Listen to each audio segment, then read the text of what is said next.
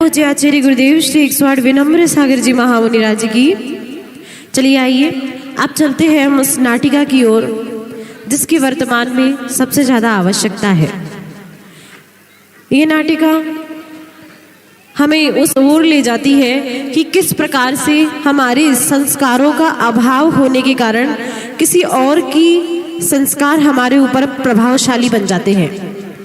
कोई व्यक्ति हमारे ऊपर तभी अपना प्रभाव डाल सकता है जब हम खुद कमजोर हो।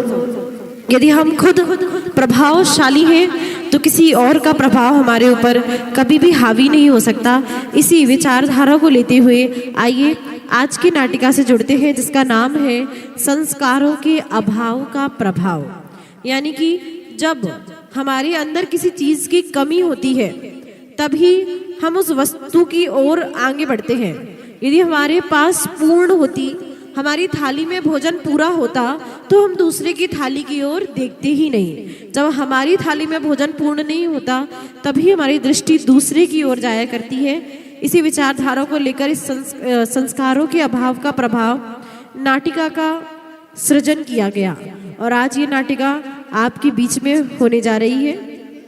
पूज्य गुरुदेव के आशीर्वाद से बहुत जगहों पर ये नाटिका हो चुकी है, तो आज आपके बीच में भी वही नाटक संस्कारों के अभाव का प्रभाव, जिसमें यहीं के बच्चों ने भाग लेकर इस नाटक को सुंदर रूपांतरण दिया है। तो आइए चलते हैं, प्रारंभ करते हैं हम इस नाटिका को मंगलाचरण के माध्यम से। और मैं मंगलाचरण के लिए आवाज दे रही हूं कुमारी कनिष्ठा, कशिश और उनके साथी जो भी लोग हैं, मुस्कान, जो भी लोग हैं उनके साथी वे आए और इस नाटिका का मंगलाचरण के माध्यम से मंगलाचरण करें जिससे हम इस नाटिका को निर्विघ्न रूप से पूर्ण कर सके। चलिए आइए एक बार जोरदार जयकारा लगाएंगे दोनों हाथों को ऊपर उठाते हुए। जय बोले देवाधिदेव कजराज श्री चिंतामणि पार्श्वनाथ भगवान की। परम पूज्य आचार्य गुरुदेव श्री 108 विनम्र सागर जी महामुनि राज की। जय बोले परम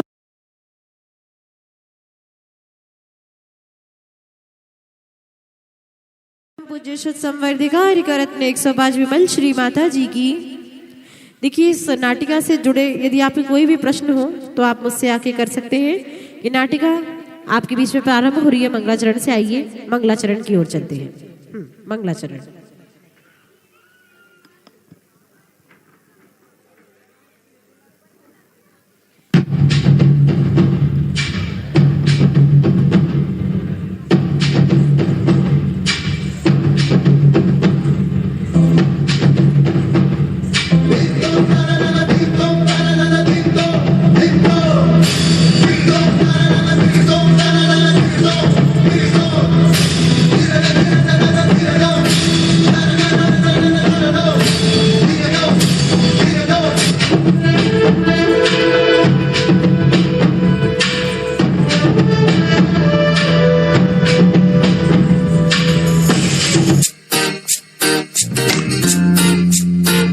हरिहंत गाऊं, सिद्धों को ध्याऊं, आचार्यों को शीश नवाऊं।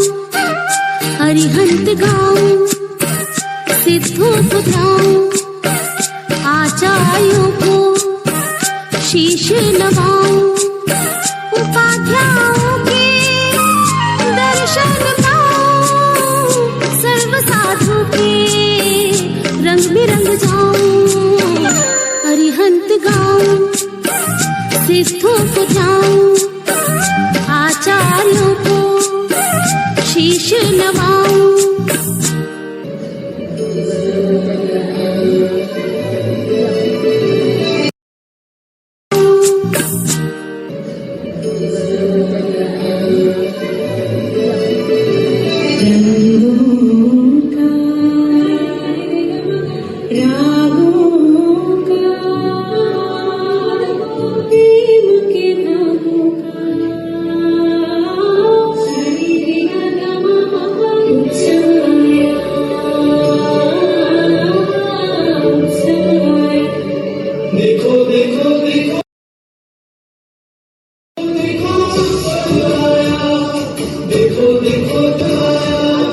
मिल गई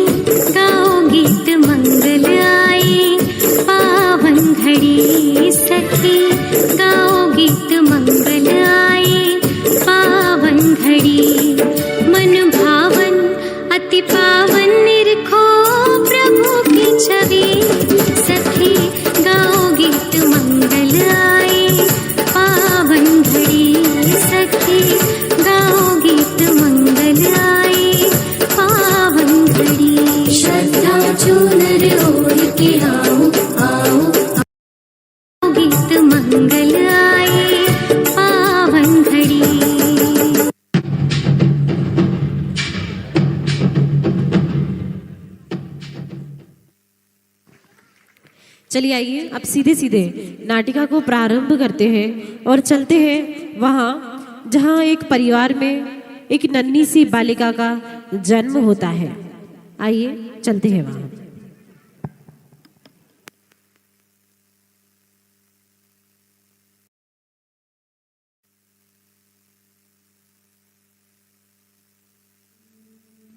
जिहादी चालों का लगा तमाशा था। फंसाकर प्यार में इस्लाम को कबूल कराना था। दूसरे धर्मों पर पड़ा एक दाग था। द केरला स्टोरी इसका प्रमाण था। फंसाकर भोली भाली लड़कियों को इस्लाम कबूल कराना था। इस्लाम धर्म को श्रेष्ठ मानकर धर्म के नाम पर व्यापार कराना था। जिहादियों की चाल ना समझकर हिंदू लड़कियों को धोखा खाना था। प्यार के कुएं में मजबूरन गिराया जाना था। मजहब के नाम पर धर्म परिवर्तन कराया गया था। भेजकर सीरिया उन्हें प्रताड़ित कराया गया था। हर बार सिर्फ अल्लाह को श्रेष्ठ बताया गया था। कारण यह था कि अपने धर्म का पूर्ण ज्ञान नहीं था। दिला दी बच्चों को कई डिग्रियां हमने, पर धार्मिक ज्ञान का अभाव था। द केरला स्टोरी अभाव था। द केरला स्टोरी इसी बात का एक प्रमाण था। इस अति गंभीर विषय पर ध्यान देते हुए अपनी चिंतन धारा के माध्यम से हम सभी को जागृत करने का जिन्होंने प्रयास किया है वे हैं उच्चारणाचार्य परम पूज्य गुरुदेव श्री विनम्र सागर जी यतिराज की संघस्थ बाल ब्रह्मचारिणी प्राची दीदी यानी कि श्रिया दीदी ने। तो आइए चलते हैं संस्कारों के अभाव का प्रभाव नाटिका की ओर। एक संपन्न परिवार में प्यारी सी बिटिया का जन्म होता है। आइए हम सभी मिलकर के सम्मिलित होते हैं उस परिवार की इन खुशियों में।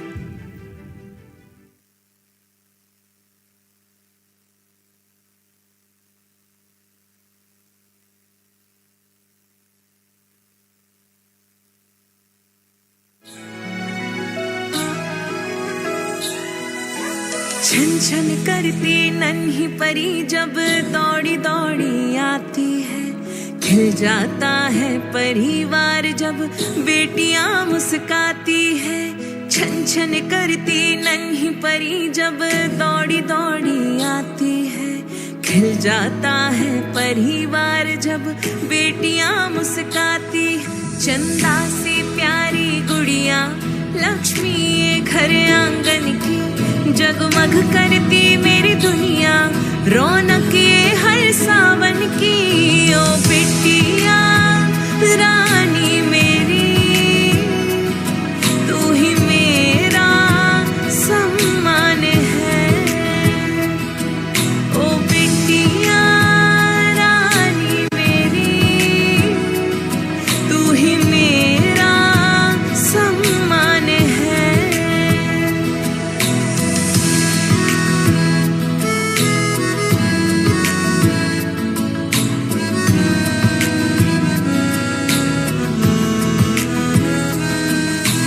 बेटी की जहाँ पाँव पड़े आंगन में गूंजे किलकारी।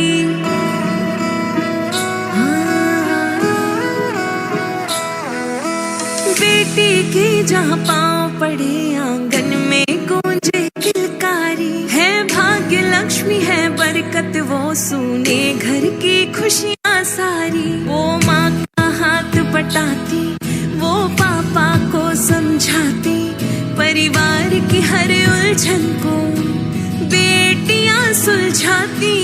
ओ बेटियां तेरे होने से जन्नत सा लगता यहाँ।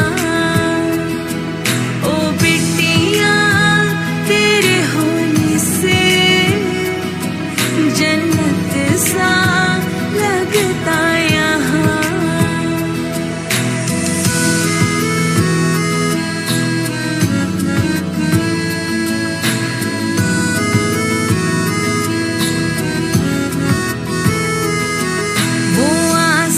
छू जाए माँ बाप जो साथ निभाए, दो कुल को रोशन करती जब बेटी नाम कमाए। ओ बेटिया रानी मेरी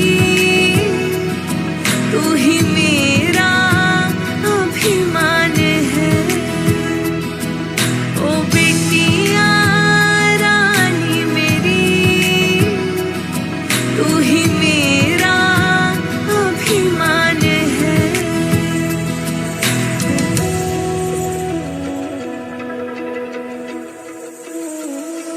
वो साज सवारे जिस घर को वो छोड़ उसे उड़ जाती है।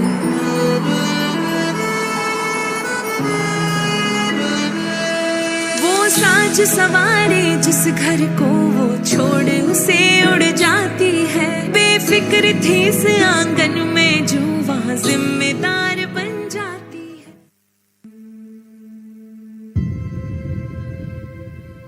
उस परी का जन्म माता पिता के लिए खुशियों व जिम्मेदारियों का तोहफा था। बेटियां परिवार के लिए वरदान होती हैं। कहा भी तो गया है कि घर की जान होती हैं बेटियां, पिता का गुमान होती हैं बेटियां, ईश्वर का आशीर्वाद होती हैं बेटियां। यूं समझ लो साहब कि बेमिसाल होती हैं बेटियां। वो नन्ही परी धीरे धीरे बड़ी होने लगी। माँ ने अपनी जवानी के सारे शौक छोड़कर, पिताजी ने दिन रात मेहनत कर उस राजकुमारी को शहर के सबसे बड़े स्कूल में दाखिला दिला दिया। उसकी हर ख्वाहिश को पूरा किया, अच्छे से अच्छे कोचिंग सेंटर में पढ़ाया। सब कुछ किया जो एक माँ बाप अपने बच्चों को अच्छा जीवन देने के लिए करते हैं, और उसकी प्रतिभाओं को उड़ने के लिए पंख भी दिए। कहानी अभी बाकी है मेरे दोस्त, आइए देखते हैं क्या होता है अगले दृश्य में।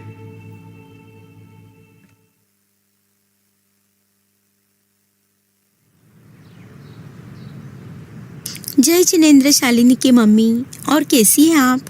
बस बढ़िया, आप बताइए। बस चातुर्मास चल रहा है तो पूरा समय मंदिर जी में पुण्य क्रियाएं करते हुए आनंद गुजर रहा है। हाँ, सुबह शिविर, फिर आहारचर्या, दोपहर से शाम तक स्वाध्याय व विभिन्न कक्षाओं का आयोजन चल रहा है।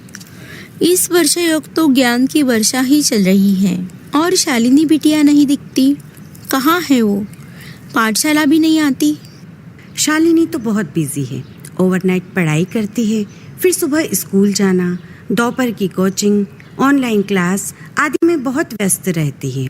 हमने भी उससे कह दिया है कि ये एज तो स्टडी पढ़ाई की है, फिर जब पढ़ लिख कर एक बार जॉब लग जाएगी उसके बाद हमारी उम्र में आकर कर लेगी धर्म, फिर तो पूरी जिंदगी ही पड़ी है। खुद के धर्म से अनजानी थी वह, अपनी संस्कृति से अज्ञानी थी। आदि पद्म पुराण पढ़े नहीं, बस सिनेमा की दीवानी थी। गलती की जो सुनी नहीं, शास्त्रों में लिखी कहानी थी। शास्त्र पुराण पढ़ा नहीं, गुरुमुख से कुछ भी सुना नहीं। उसका ही धर्म बदल गया, जो अपने धर्म पर चला नहीं। अटक गए जब दलदल में, ना फलक मिला ना जमी मिली। और कौन समझाए इन माँ बापों को कि गलती सारी तुमने की। आधुनिक परिप्रेक्ष्य में अध्ययन के साथ साथ शास्त्रों का अध्ययन व गुरुओं का सानिध्य नितांत आवश्यक है, क्योंकि हमारे बच्चे गीली मिट्टी के समान हैं। यदि हम उन्हें आकार नहीं देंगे तो कोई और आकर के किसी और तरह का आकार दे देगा।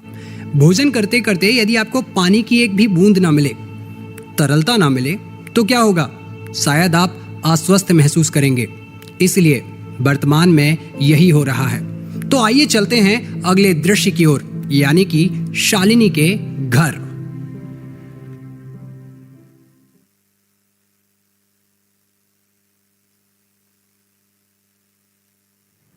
सुनो बहू, मुझे अच्छा नहीं लग रहा है। आखिर हम बिटिया को बाहर पढ़ने क्यों भेज रहे हैं? अरे माँ जी, आप चिंता ना करिए। बाहर कहाँ है? भारत में ही तो है कॉलेज। आजकल सभी के बच्चे पढ़ते हैं बाहर, और हमारी शालिनी को जो कॉलेज मिला है वह हर किसी को नहीं मिलता है। सबसे बेस्ट कॉलेज है। पर बेटा, वहाँ हमारी लाडो अकेली कैसे रहेगी? मुझे तो बहुत चिंता हो रही है। अकेली कहाँ है? वहाँ और भी बहुत सारी लड़कियाँ रहती हैं, और तो और अपने शहर से और आसपास की भी कई लड़कियाँ वहाँ शालिनी को मिलेगी। और फिर हमारी शालिनी तो बहुत समझदार है। इस कॉलेज में पढ़कर वो बहुत बड़ी शख्सियत बन सकती है। दादी ने बिटिया की चाहत के आगे अपने मन को मना लिया, पर वह अंदर से खुश नहीं थी। आज का परिवेश ही ऐसा हो गया है। जो ललितपुर में रहते हैं वे आगरा में पढ़ना चाहते हैं, जो आगरा में रहते हैं वे दिल्ली जाना चाहते हैं, जो दिल्ली में रहते हैं वे मुंबई जाना चाहते हैं, और जो मुंबई में रहते हैं उन्हें अहमदाबाद जाना है। जो अहमदाबाद में रहते हैं उनकी इच्छा है कि उनको बेंगलोर जाने मिले, और जो यहाँ रह करके खुश नहीं रह पाते वे चाहते हैं कि हम विदेश जाकर के अपनी पढ़ाई करें। अब तक एक बात मुझे समझ में नहीं आई कि जो जितने बड़े शहर में है वह उससे भी ज्यादा बड़े शहर में जाकर के अपनी पढ़ाई करना चाहता है।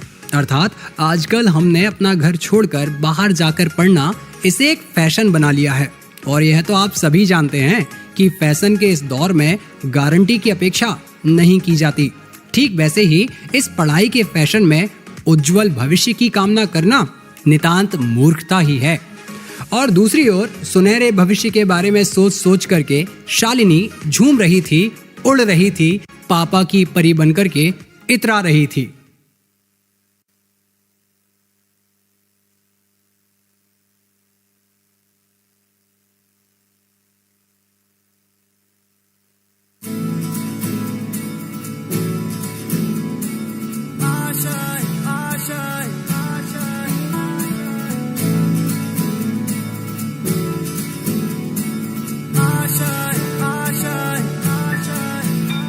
कुछ पाने की हो आस आस, कोई अरमा हो जो खास खास आशाएं, हर कोशिश में हो बार बार, करे दरियाओं को आर पार आशाएं, तूफानों को चीर के मंजिलों को छीन ले, आशाएं हिले दिल की, उम्मीदें हंसे दिल की, अब मुश्किल नहीं कुछ भी, नहीं कुछ भी, आशाएं हिले दिल की, उम्मीदें हंसे दिल की, अब मुश्किल नहीं कुछ भी, नहीं कुछ भी।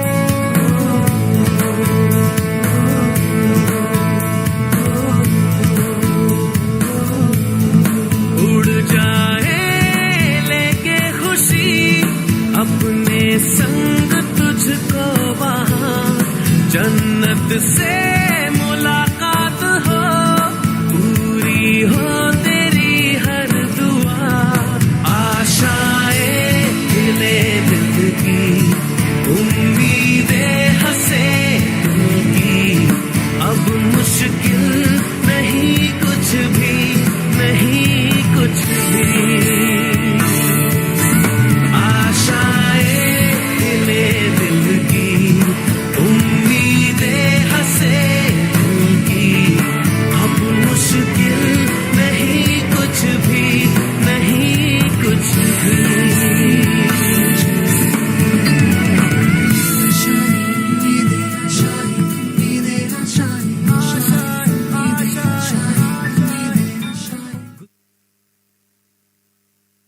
आप सभी के सामने प्रस्तुत है इस नाटिका का चतुर्थ दृश्य।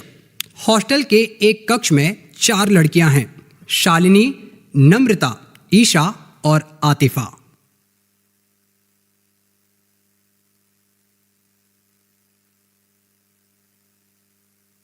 Hi, I'm Shalini.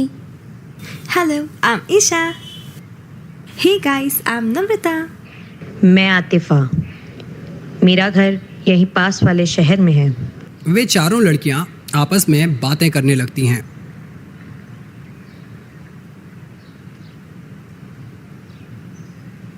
चलो कुछ खाने का ऑर्डर करते हैं, बहुत भूख लग रही है। कुछ ही देर में खाना आ जाता है। मैडम आपका ऑर्डर। थैंक यू भैया।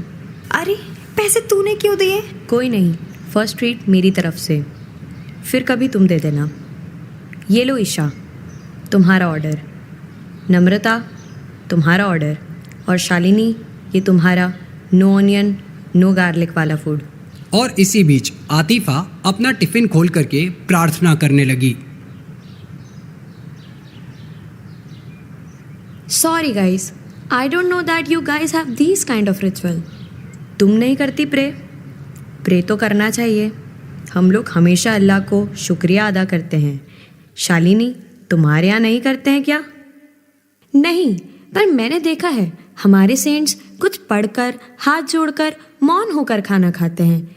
मैं तो अच्छा खाना देखती हूँ और खाना स्टार्ट कर देती हूँ।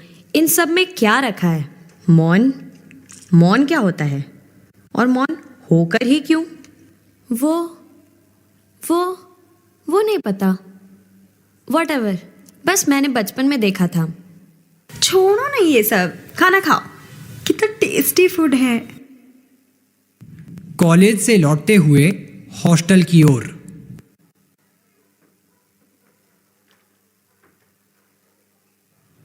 हे नम्रता, तुम कौन से भगवान को मानती हो?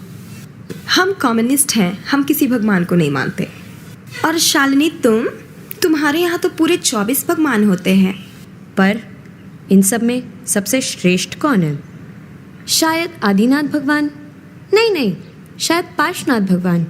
अरे नहीं, मुझे तो लगता है महावीर भगवान ही बेस्ट है। या अल्लाह, कितना कन्फ्यूज़न है। मैंने सोशल मीडिया में लोगों के फ़ोनों में देखा है कि तुम लोग तो एक हो ही नहीं। कोई दिगंबर तो कोई श्वेतांबर, कोई पीसपंथी, कोई तेरापंथी, कोई मुमुक्षु वर्ग, स्थानकवासी, और भी बहुत कुछ। तुम्हारे यहाँ तो गुरुओं के नाम पर भी आपस में कितने झगड़े हैं। अल्लाह रहम करे तुम पर। हाँ, ये तो है, पर तुम बताओ, तुम्हारे यहाँ तो सिर्फ अल्लाह है। वो क्या करते हैं? क्या है उनका मैसेज? इस पूरे यूनिवर्स को सिर्फ अल्लाह चलाते हैं, ओनली अल्लाह। आतिफा की बातों ने शालिनी और नम्रता के मन में इस्लाम के बीज को बो दिया था, और बीज को वृक्ष बनने में देर नहीं लगती। आतिफा समय समय पर अपने बोए गए बीज में अपनी बातों व क्रियाओं के साथ खाद पानी देती रहती थी, उसे पुष्ट करने में लगी रहती थी, और वे नादान लड़कियां समझ ही ना सकीं कि उनके अंदर इस्लाम का बीज कब पनप कर एक वृक्ष का आकार लेते जा रहा है। द केरला स्टोरी सभी को जानना है जरूरी। ये समझा रही है हमें कि सच्चाई कहीं हमें खा ना जाए और समय रहते हम सभी जाग जाएं। बच्चों को अपनी संस्कृति के बारे में बताएं, जिससे वे दिग्भ्रमित ना होने पाए। शास्त्र उठाएं जिससे संस्कृति ना खोने पाए, और शस्त्र उठाएं जिससे हम देश को बचा पाएं। ना जाने आगे और क्या सच्चाई आएगी जिससे हम सब की रूह कांप जाएगी। तो आइए चलते हैं बिना रुके अगले दृश्य की ओर।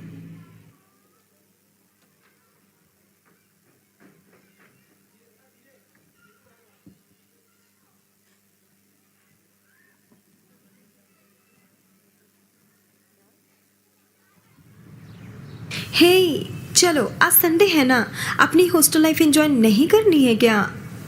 हाँ चलो, मुझे पता है एक जगह। यहाँ पास ही में एक बहुत अच्छा शॉपिंग मॉल है, हम वहाँ जा सकते हैं। अरे वाह, तो फिर देर किस बात की? चलो फिर रेडी हो जाओ गर्ल्स। लो आतिफा, तुम भी लिपस्टिक लगा लो। नहीं, हमारे यहाँ ये सभी चीज़ें हराम हैं। अल्लाह ने जो हमें नेचुरल ब्यूटी दी है, हम उसमें ही बहुत खुश रहते हैं। हाँ यार, तुम्हारी बातों में पॉइंट तो है। नेचुरली हम सबसे सुंदर लगते हैं। हमें किसी और को दिखाने के लिए इतना अननेचुरल होने की क्या आवश्यकता है?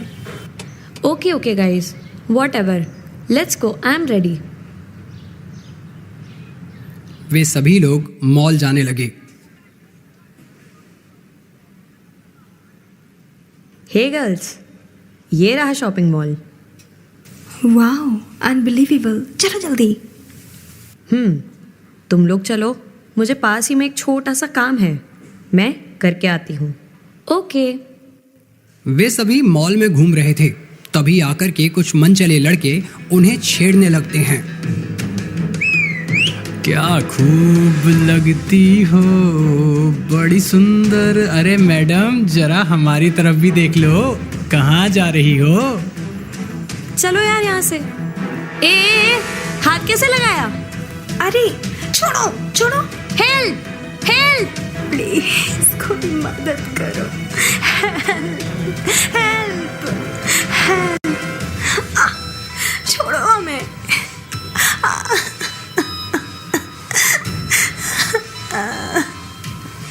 अरे हटो, दूर हटो। सभी इस हालत में हॉस्टल न जाकर आतिफा के घर की ओर चले जाते हैं। वहां उन्हें आतिफा के भाई और कजिन्स मिलते हैं, जिनसे वे काफी समय से जुड़ी हुई थीं और शायद अब वे दोस्त से भी बढ़कर के कुछ उनके लिए बन गए थे। ये सब हुआ था, वो भी एक सोची समझी साजिश के अंतर्गत। उन चारों लड़कियों में इस्लाम के प्रति विश्वास बढ़ाने के लिए अब आतिफा को ऊपर से प्रेशर आने लगा था। अब देखते हैं अगला दृश्य।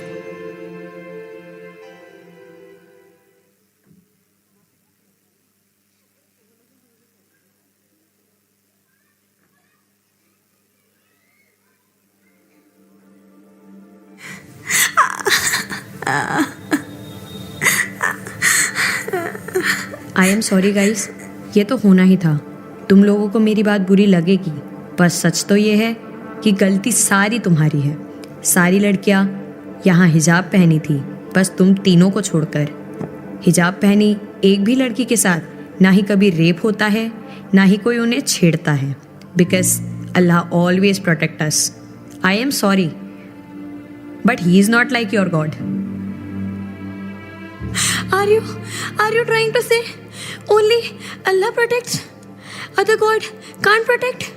हाँ, ये ही सच है। तुम लोगों के गॉड इतने हेल्पलेस हैं, वो खुद ही दूसरों की मदद से बचते रहते हैं, जैसे तुम्हारे जीसस ईसा। ओह सड़प अतीफा, ये इन बातों का समय नहीं है। देखो, मैं समझती हूँ तुम किस दौर से गुजर रही हो, पर तुम एक बार सोचो, कोई भगवान के ऊपर पत्थर बरसाए जा रहा है और कोई तूफान लाया जा रहा है, वो खुद को भी नहीं बचा सके, उन्हें बचाने कोई और दो लोगों को आना पड़ा। तुम्हारा वो पारसनाथ भगवान जो खुद को नहीं बचा सका, वो तुम लोगों को कैसे बचाएगा? और तो और अभी अभी तुम्हारे वो एक गुरु है, उन्हें कितनी बुरी तरीके से टुकड़े टुकड़े कर दिया गया। वहां भी तुम्हारा भगवान जब उन्हें नहीं बचा सका, तो तुम्हें कैसे बचाएगा? चुप हो जाओ अतीफा, बंद करो ये सब। आई एम सॉरी, ओके, पर तुम लोग सोचना जरूर। शालिनी और नम्रता के मन में अज्ञानता के कारण आतिफा की बातें घर कर गईं। वे इस बारे में सोचने लगीं और खुद को बचाने के लिए हिजाब पहनने लगीं। वे लड़के भी वहां आ गए, जिन्हें वो अपना दोस्त समझने लगी थीं, और उनके प्रति चिंता जाहिर करके वे उन्हें दवाइयां देने लगे। वे नहीं जानती थीं उन गोलियों से उनका दर्द ठीक नहीं होगा या कम नहीं होगा, बल्कि हमेशा के लिए बढ़ जाएगा, क्योंकि वे गोलियां थीं ड्रग्स की। इसीलिए हम आप सभी माता पिता को बताना चाहते हैं, देखिए कि किस प्रकार से आपके धर्म के उदाहरणों की प्रस्तुति की गई। पर वो शालिनी इस सच को क्यों नहीं समझ पाई? मैं बताता हूँ, तुमने अपनी संतानों को ठीक से नहीं पाला, उन्हें अपनी धर्म और संस्कृति में नहीं ढाला। अरे एक हाथ में माला देते और एक हाथ में भाला, पर इसी अभाव ने तुम्हारी शालिनी को फातिमा कर डाला। वे लड़कियां हिजाब पहनने लगीं, गोलियों के प्रभाव से प्रेम प्रसंगों में फंसती गईं।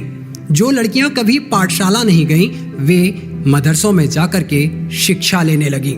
शालिनी बन गई फातिमा और नम्रता बन गई अनीशा।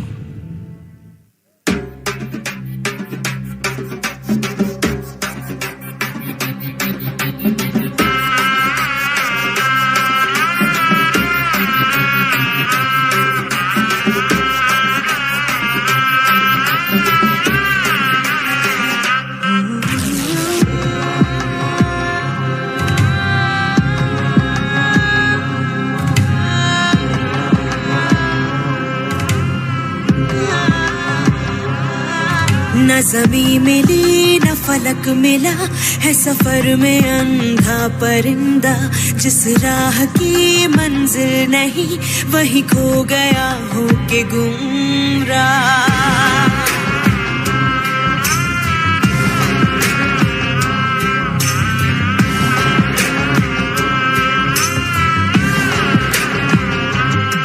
न ज़मीं मिली न फलक मिला है सफर में अंधा परिंदा, जिस राह की मंजिल नहीं वही खो गया हो के गुमराह। हवा गाँव की अब भी ढूंढ रही, बेबस आंखें ये धुंधली होती रही। ना बोला कुछ ना कुछ कहा, कोई जाता है क्या इस तरह।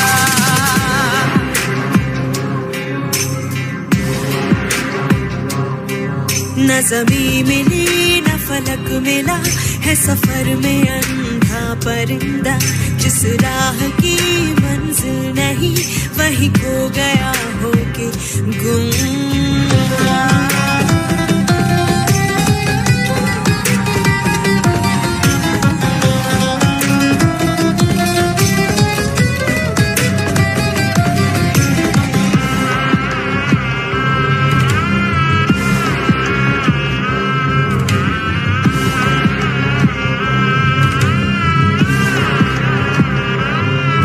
जिंदान को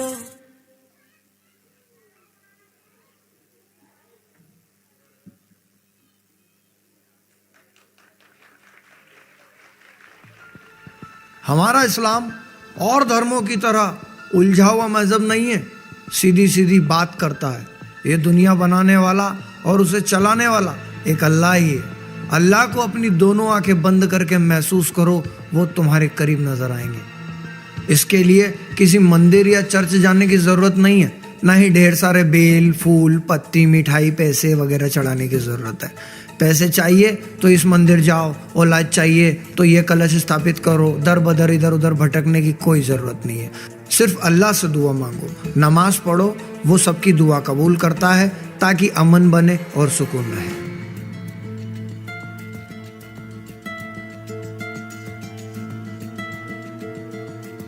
यह अमन शांति चाहने वाला मजहब तुम्हें बुला रहा है। आओ, अमन पाओ, दोज़ख से बचो और जन्नत की ओर चलो। आमीन आमीन आमीन। कितना अच्छा लेक्चर था ना, सब कुछ कितना अच्छे से समझाया गया। मुझे रोज बहुत अच्छा लगता है। धीरे धीरे शालिनी और नम्रता पूरे तरह से इस्लाम को मानने लगीं और उनके प्रेम जाल में फंसती गईं। और तो और शालिनी गर्भवती भी हो गई। जब यह बात उसने अपने लोगों को बताई तो उन सभी ने उसे एकमात्र इस्लाम कबूल कर निकाह करने को कहा। वो भोली भाली या फिर यूं कहो कि भूली भाली लड़की इन सब को करने के लिए तैयार हो गई और निकाह के बाद सीरिया तक जाने को तैयार हो गई। माँ ने कहा, तुम हमारे साथ चलो, हम तुम्हें और तुम्हारे पति दोनों को स्वीकार कर लेंगे। पर आतिफा और लोगों ने शालिनी का माइंड वॉश कर दिया था और शालिनी सीरिया के लिए निकल गई।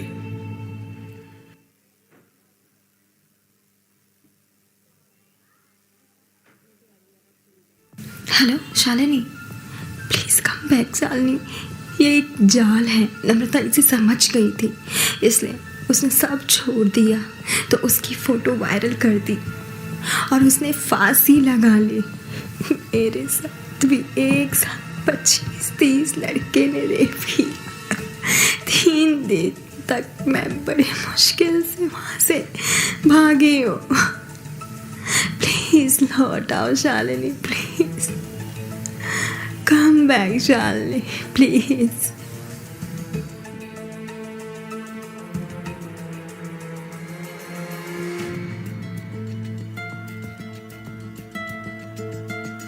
यह सब कुछ अल्लाह का कहर है। नम्रता ने इस्लाम को अपनाकर ठुकरा दिया और ईशा ने उसे कबूल ही नहीं किया, इसलिए उसके साथ ऐसा हुआ। मेरे साथ ऐसा कुछ नहीं होगा, अल्लाह बचाएगा मुझे।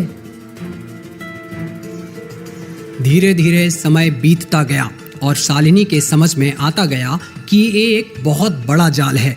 इसी बीच उसने एक बच्ची को भी जन्म दिया, पर समझ आने में उसे बहुत देर हो चुकी थी। वो रोज अपनी माँ और पापा को बहुत याद करती, पर कुछ नहीं हो सकता था।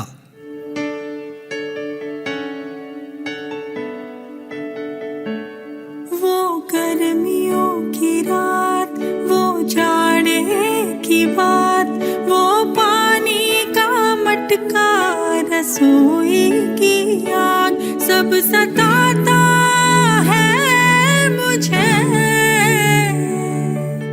घर याद आता है मुझे, घर याद आता है मुझे।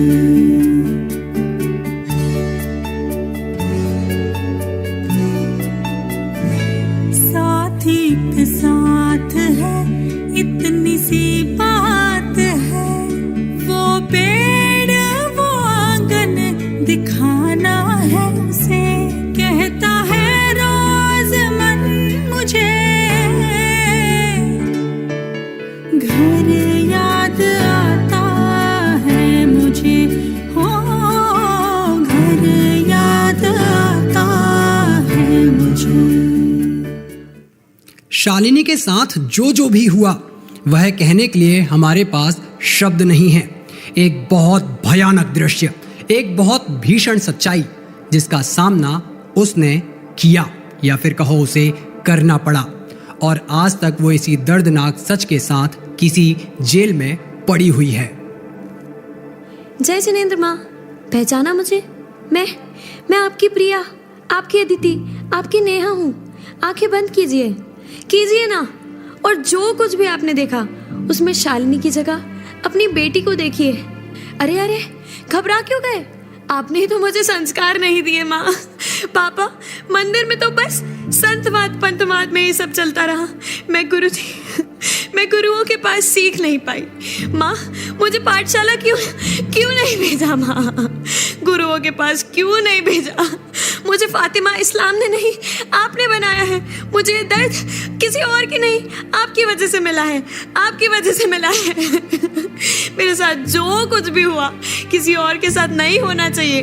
प्रण लीजिए, आप सभी माता पिता अपने बच्चों के कोमल दिमाग में मात्र धर्म भरेंगे, लौकिक के साथ आध्यात्मिक शिक्षा भी देंगे। उनके दिमाग में धर्म संस्कार भरेंगे, धर्म के प्रति कटुता नहीं। जिस दिन आपने यह प्रण कर लिया उसी दिन मुझे न्याय मिल जाएगा।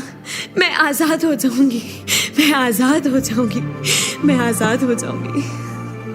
हम आशा करते हैं कि बाल ब्रह्मचारिणी प्राची दीदी यानी कि श्रिया दीदी द्वारा लिखे गए इस नाटिका के माध्यम से आप सभी अपनी प्यारी सी नन्ही सी बच्चियों में संस्कारों के अभाव का प्रभाव समझ पाएंगे, क्योंकि मेरा मानना है कि बारिश के अभाव में फसलें और संस्कारों के अभाव में नस्लें खराब हो जाती हैं। इसलिए अपनी संस्कृति और अपनी सभ्यता का सम्मान करें। हम फिर मिलेंगे एक नई नाटिका के साथ, एक नए संदेश के साथ। तब तक जय हो पूज्य गुरुदेव विनम्र सागर जी यतिराज की। आप सभी को सादर जय जिनेंद्र।